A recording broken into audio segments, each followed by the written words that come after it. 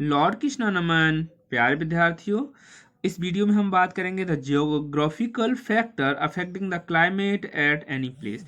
कौन कौन से जियोग्राफिकल फैक्टर्स हैं जो कि क्लाइमेट को अफेक्ट कर रहे हैं, चेंज कर रहे हैं, है ना। Climate at any place mostly depend on temperature and precipitation, rainfall, snowfall, hail and mist. तो क्लाइमेट किसी भी जगह पर डिपेंड करता है उसके तापमान पर, वहाँ प्रेसिपिटेशन कितना हो रहा है, बारिश कितनी हो रही है, बर्फ कितनी गिर रही है, हेल एंड मिस्ट कितनी मात्रा में वहाँ पे हैं। The temperature and precipitations at any place depend on several geographic factors described below. Some geographical factors affected the climate at any place are distance from sea. समुद्र से दूरी कितनी है. The sea affect the climate of a place. Coastal area are cooler and wetter than the inland area. Clouds are formed when warm air from the inland area meet cool air from the sea. Temperature in the central part of any continent vary over a large range. In the summer, temperature can be very hot and dry as moisture from the sea evaporate before it reach the central part of the continent. समुद्र के पास का जो area है वहाँ पर climate जगह जगह पे अफेक्ट होता रहता है। जो कोस्टल एरिया होते हैं, तटीय क्षेत्र होते हैं, वहाँ पर ठंडी हवाएं होती हैं इनलैंड की कंपैरिजन में। ठीक है, जैसे मैं बात करूँ कि आपका मध्य प्रदेश की बात करूँ तो मध्य प्रदेश से ज़्यादा अच्छा होगा आपका गुजरात, गोवा, ये ज़्यादा अच्छे होंगे, है ना। वहाँ पे ठंडी हवाएं होंगी। Temperature in the central part of any continent very over a large range. तो ये टेम्परेचर जो है सेंट्रल पार्ट यानी कॉन्टिनेंट के सेंट्रल पार्ट के बीचा बीच में वेरी करेगा, अलग अलग होंगे टेम्परेचर, है ना। In the summer temperature can be very hot and dry.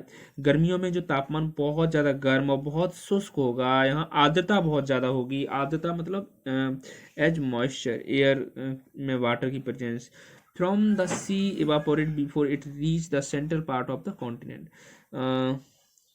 तो यहाँ पे जब ये सेंट्रल पार्ट में पहुंचेगा, यहाँ मतलब जो हवाएं वहां तक पहुंचेंगी तो काफ़ी चेंज देखने को मिलेगा।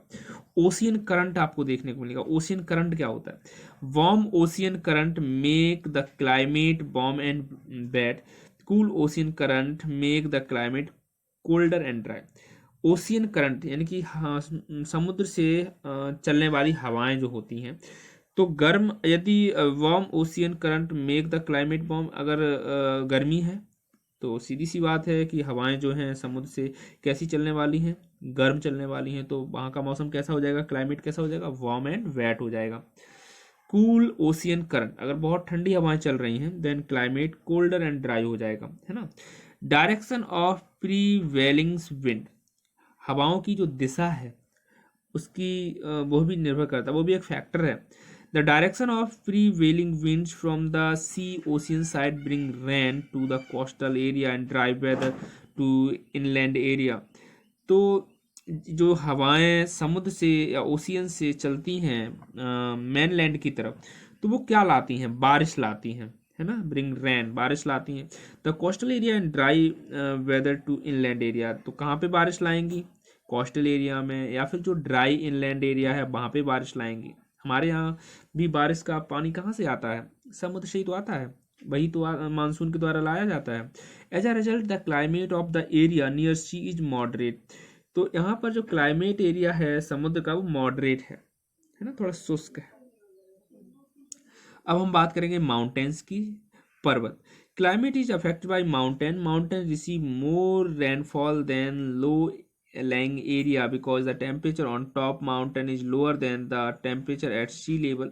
तो स्पेशली माउंटेन पे बारिश कम होती है ले एरिया यानी कि निचली एरिया से कंपेरिजन में। That is why you often see snow on the top of mountains all year round. The higher the place is above sea level the colder, यानी जितना ज़्यादा समुद्र से ऊंचाई होगी मौसम वहाँ का उतना ज़्यादा ठंडा होगा। It will be this happens because as altitude increase, क्योंकि यहाँ पे एल्टीट्यूड बढ़ता जाता है। एयर बिकम थिनर, और एयर कैसी होती जाती है, थिनर होती जाती है, शुष्क हो जाती है, पतली होती जाती है।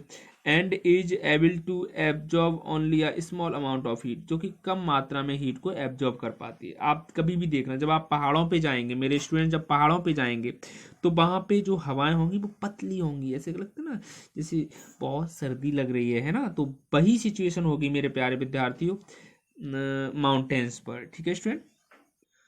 एक और भी फैक्टर है डिस्टेंस फ्रॉम द इक्वेटर, यानी कि भूमध्य रेखा से दूरी की अगर हम बात करें तो वो भी एक बहुत बड़ा फैक्टर है। The distance from the equator affect the climate of the place. भूमध्य रेखा से जो दूरी है वह भी कहीं ना कहीं क्लाइमेट को अफेक्ट करती है। The equator receive this more sunlight than everywhere else on the earth. This is due to its position relative to sun giving alongside the diagram show that the equator is hotter because the sun ray fall on the larger area. It is cooler at the north and south pole as the sun ray fall on a wider area. प्यारे विद्यार्थियों, तो यहाँ पर जो सन की सीधी किरणें पड़ती हैं तो सीधी सी बात है यहाँ पे हल्की सी गर्मी ज़्यादा होती है। It is cooler at the north and south pole, इन पोल्स पर ठंडक ज़्यादा रहती है, वहाँ ज़्यादा ठंडा रहता है क्योंकि वहाँ पे सनलाइट डायरेक्ट नहीं पड़ पाती है। और भूमध्य रेखा कहते हैं ना, भूमध्य रेखा का वासी जो जीता है निज हाँफ हाँफ कर, तो वहाँ पर जो रहने वाला है वो हाँफ हाँफ के जीता है। इतना ज़्यादा गर्मी है, मैंने आपको बताया भी था कि भूमध्य रेखा पर बहुत ज़्यादा गर्मी है ना। एज द सन रे fall on the wider area, और स्पेशली सन रे जो है बहुत चौड़े एरिया पे बहुत ज़्यादा तेज़ी से पड़ते हैं। The diagram giving alongside the climate zone of the world you can see as we go away from the equator the climate get cooler. जैसे जैसे आप पोल की तरफ जाएंगे भूमध्य रेखा से, तो वैसे वैसे आपको ठंडा जो है एरिया मिलता चला जाएगा, क्योंकि नॉर्थ पोल और साउथ पोल पे दोनों पे बर्फ जमी हुई है ना। ठीक है। एक और भी इफेक्ट है El Nino effect. El Nino refer to the irregular warming of surface water in Pacific ocean. Pacific ocean में जो पानी का जो लेयर है वो इरेगुलर वार्मिंग के कारण ये इफेक्ट दर्शाता है। यहाँ पे the warmer water pumps energy and moisture into the atmosphere, altering global winds and rainfall pattern. El Nino effect wind and rainfall pattern and has been blamed for drought. तो ये सूखा के लिए मतलब माना जाता है, ये इफेक्ट ऐसा माना जाता है कि सूखा के लिए रिस्पॉन्सिबल है, एंड फ्लड बाढ़ के लिए भी रिस्पॉन्सिबल है in the countries around the Pacific rim. जहाँ भी पैसिफिक महासागर है वहाँ आसपास ये सूखा और बाढ़ लाता है। The phenomena has caused tornado in Florida, smog in Indonesia, forest fires in Brazil। ये सब इसके ही कॉसेस देखने को आपको मिलेंगे। In our country the monsoon rains are largely influenced by the El Nino effect. हमारे देश में भी अल नीनो इफेक्ट से हमारे देश में भी काफ़ी बार इन्फ्लुएंस देखने को मिलता है। और कुछ ह्यूमन एक्टिविटी भी है भैया, मैं ये बिल्कुल आपको बताऊंगा कि ह्यूमन एक्टिविटी ज़्यादा रिस्पॉन्सिबल है अगर क्लाइमेट चेंज की बात की जाए। Many activity of human which influence the climate of the place are large scale cutting of tree. बड़ी मात्रा में पेड़ों का काटना, लोग पेड़ लगा नहीं रहे हैं, पेड़ काट रहे हैं, हर जगह यही है। मैं स्पेशली चाहूँगा कि सरकार जो है एक बड़ा कानून लाए, एक जैसे कि हम लोग किसी ह्यूमंस को खतरा पहुंचाते हैं तो उसके लिए जो कानून है भाई पेड़ के लिए भी होना चाहिए। स्टूडेंट, आपको भी लगता होगा कि ये बात बिल्कुल सही है ना। सरकार ने पता क्या किया हुआ है कि केवल कुछ ट्रीज को जो है संरक्षण दिया हुआ है, बाकी के ज़्यादातर ट्रीज को बोल दिया है कि नहीं ये संरक्षित नहीं है, देन आप परमिशन लेके काट सकते हो, है ना। तो ये सही नहीं है, मुझे लगता है सभी प्रकार के पौधों को संरक्षण मिलना चाहिए। चलो, large scale cutting of tree. Tree takes up carbon dioxide and produce oxygen during photosynthesis.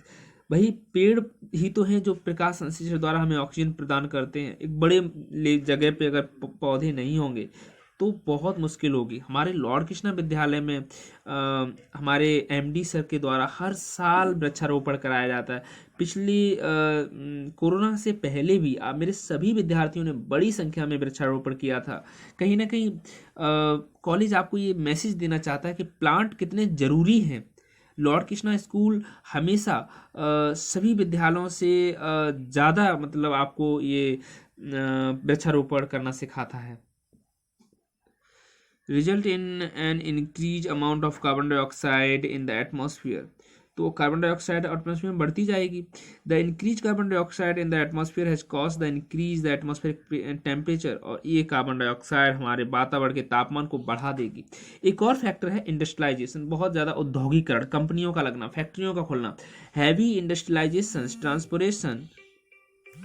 औद्योगिकरण ज़्यादा होने की वजह से जो है very large quantity of fossil fuel जो हैं यूज किए जा रहे हैं। The use of fossil fuel is responsible for increase carbon dioxide in the atmosphere, acid rain and air water soil pollution. ये बहुत सारी प्रॉब्लम्स आपको देखने को मिलेंगी। एसिड रेन की वजह से तो आपका ताजमहल ही देखो येलो होने लगा है ना।